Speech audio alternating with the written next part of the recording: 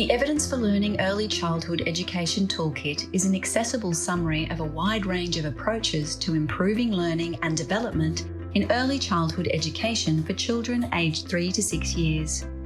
There's lots of evidence out there on what works, but that body of evidence can be overwhelming and difficult to interpret and navigate. The Early Childhood Education Toolkit is designed to support early childhood educators who are making decisions about how to improve learning and development outcomes, particularly for children experiencing disadvantage. The toolkit is underpinned by a review of the highest quality studies.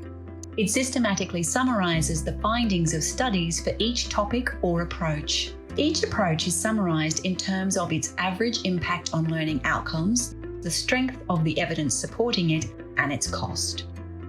A range of other information is presented for each strand, including links to further reading and related evidence for learning projects and resources.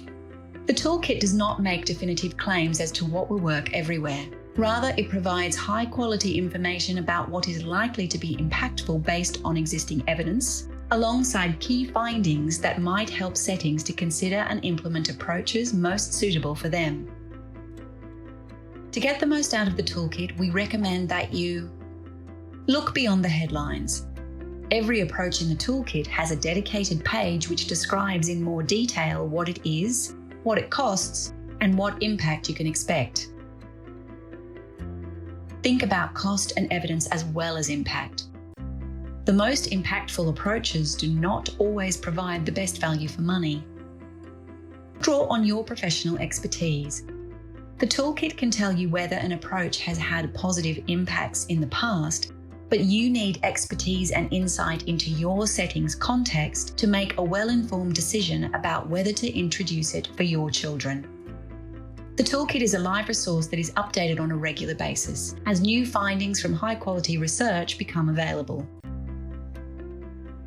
We hope you find it useful as a starting point for making decisions for improving learning and development in your setting based on the best available global evidence.